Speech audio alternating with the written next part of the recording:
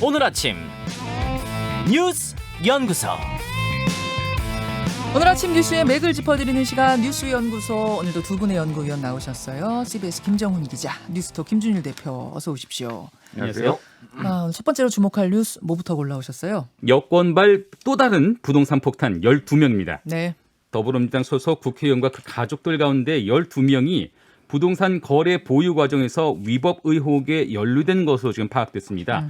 이 불똥이 지금 어디로 어떻게 번질지 아무도 모르는 상황인데요. 그러니까 민주당이 전수조사를 해달라라고 권익위에 요청했던 그 결과가 나온 거죠? 그렇습니다. 지난 3월 30일이었습니다. 부동산 투기 의혹을 가리기 위해서 국민권익위에 소속 의원과 배우자 또 직계 좀비속을 전수조사해달라 이렇게 셀프 요청한 바가 있었습니다. 예. 권익위가 당 소속 의원 174명과 가족 816명의 7년간 부동산 거래를 조사한 결과 의원 6명 그리고 의원 배우자 6명에게서 부동산 명의신탁이나 업무상 비밀 이용 그리고 농지법 위반 의혹 등이 파악된 겁니다.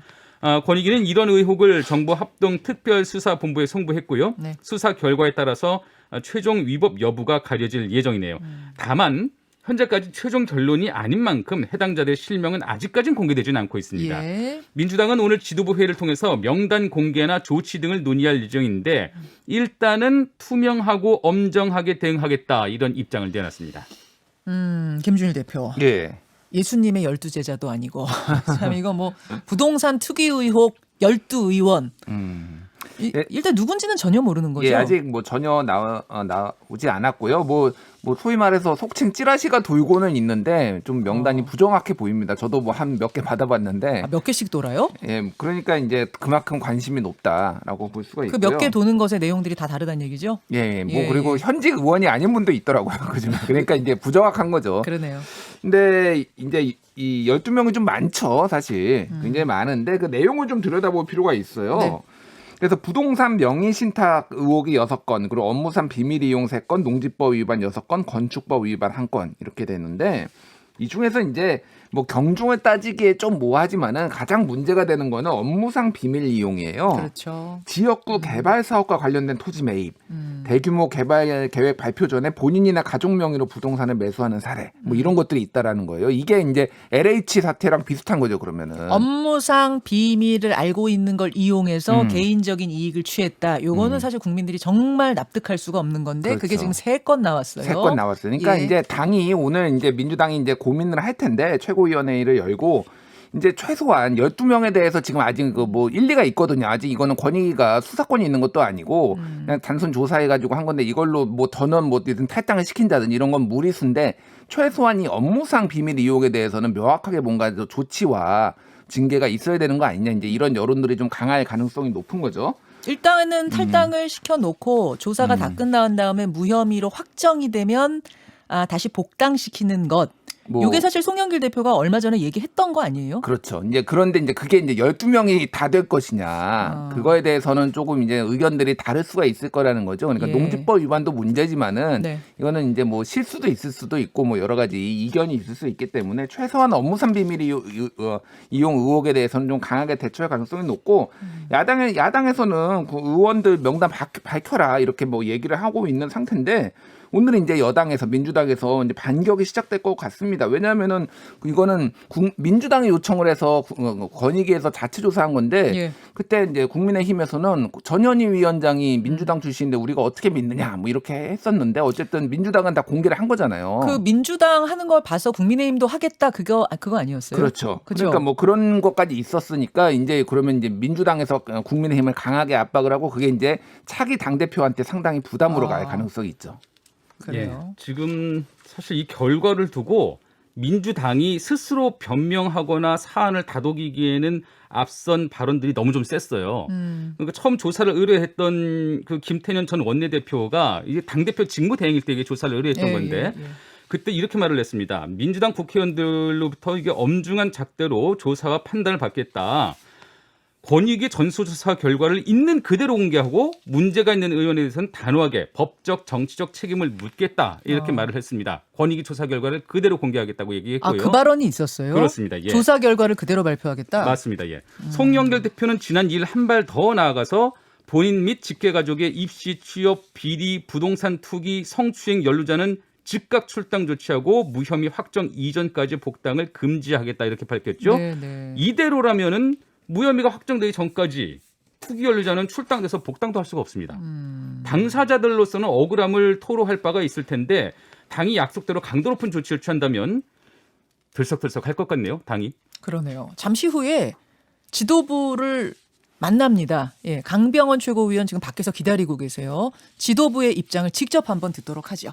두 번째 뉴스로 갑니다. 예, 손실보상 소급은 불가 소급 지원은 가능입니다. 이게 무슨 얘기예요? 코로나19 사태로 피해를 겪은 그 소상공인을 위한 손실보상법이 소급 적용되지는 않을 전망입니다. 다만 법 시행 이전의 피해에 대해서는 다른 법률을 활용해서 지원금이 제공될 것으로 보입니다. 그 이유는 뭐예요? 그러니까 소급 적용을 하겠다고 치면은 그럼 과거 어느 때까지 손실을 보상해 줄 것인가가 좀 애매해지니까. 법 적용을 그 법을 소급하지 못하는 이유는 형평성 문제나 그 산식을 어떻게 마련하냐 뭐 등등 복잡한 문제가 있는데요. 그래서 그 절충안을 좀 지원책으로 좀 마련한 것 같아요. 그러니까 법안 문구에다가 소급 지원을 넣진 않지만 그렇습니다. 예. 사실상 과거에 피해 당한 분들이 손실 보상을 받을 수 있게끔 지원은 해드리겠다. 맞습니다. 이게 정부 여당이 손실보상법 제정에 관한 당정 협의를 마친 결과인데요. 행정명령으로 피해를 본 24개 업종 외에 여행업, 공연업 등 10개 경영위기 업종까지 법의 적용을 받게 됩니다. 네. 마지막까지 쟁점이었던 소급 적용 문구를 뺀 데 대해서 민주당은 네. 반드시 손실보상법을 통한 소급만 소급은 아니다라면서 피해를 소급해 지원하는 것도 소급 보상이라고 설명을 했습니다. 또 실질적인 도움을 신속하게 주기 위해서는 보상금이 아닌 지원금의 형태가 더 낫다 이런 판단도 내렸네요. 반면에 국민의힘과 정의당 등 야당은 여전히 손실보상법의 소급 적용을 반드시 명시해야 한다 이런 입장이어서 이 법안의 국회 통과까지는 진통이 예상됩니다. 아니 소급이라는 문구가 들어가냐 안 들어가냐가 왜 이렇게 쟁점이었습니까?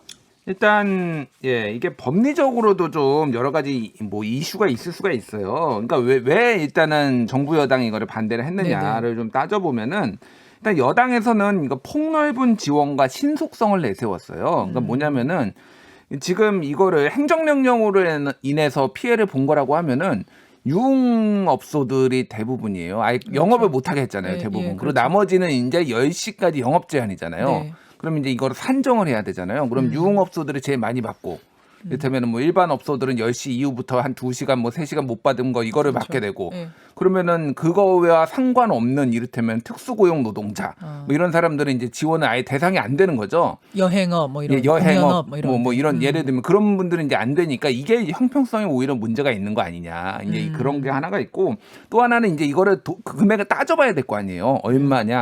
그거를 따져보는데 시간이 너무 많이 걸린다라는 거예요. 민주당의 주장은. 그러지 말고 그러면은 별도로 그거는 지원을 해주자. 이렇게 이제 나오는 것이고. 그래서 손실보상 소급이 아닌 지원으로 간다. 예, 지원으로 간다라는 건데 지금 뭐 국민의힘이나 정의당에서는 이제 강하게 반발을 하고 있죠. 그래서 뭐 손실 보상은 손실 보상대로 하고 피해 지원은 피해 지원대로 하면 되는데 이거를 이런 식으로 정부가 책임을 안 지려는 거 아니냐. 이렇게 지금 야당에서 반발하고 있고 자영업자들 뭐 중소상공인 자영업자 비상행동연대 같은 경우에는 고발까지 한다고 합니다. 국무총리, 뭐 보건복지부 장관. 그러니까 우리는 방역 지침 열심히 따라서 피해까지 다 봤는데 왜 국가가 이거를 제대로 책임져 주지 않느냐. 근데 지금 이렇게. 반대하는 야당 쪽 입장에서의 핵심은 뭐예요? 지금 설명을 쭉 여당 설명 들었을 때는 어쨌든 보상을 다 받을 만큼 받으시는 거 아닌가 이런 생각 드는데 이걸 소급 적용하지 않을 경우에 좀 덜 받게 되는 건가요?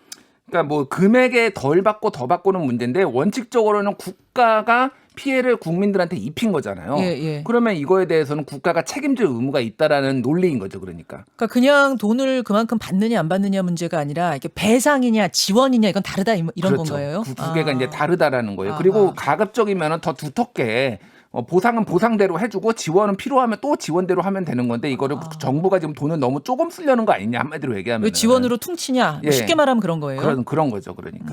뭐 양쪽의 주장에 다 뭐 일리는 있는데요. 정부로서는 대상 업종을 좀 넓혀서 소급 지원 카드로 지금 일단 복잡한 국면을 빠져나오면서 지금 세부적인 논의를 좀 미룬 셈이에요.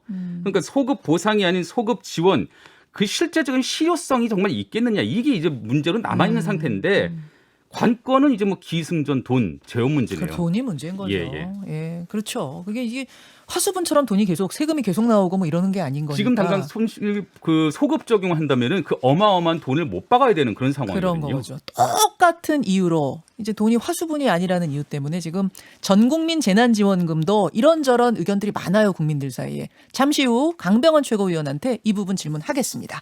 그다음으로 가죠. 대법원 판례까지 깬 강제징용 소송 각하 그 후폭풍이 만만치가 않네요. 큰 뉴스입니다. 네, 일제 강제징용 피해자들이 일본 기업들을 상대로 낸 손해배상 청구 소송을 법원이 각하했습니다. 네. 앞서 대법원이 내린 일제 강제징용 피해자들에 대한 배상 판결을 뒤집은 것으로 지금 큰 파장이 일고 있습니다. 그러니까 2년 8개월 전, 거의 3년 전에 그 이춘식 씨 등등이 냈던 그 소송하고 정반대 결과가 이번 재판부에서 내려진 거예요. 그렇습니다. 이번에 그 논란된 결정은 서울중앙지법 민사합의 34부가 내렸는데요.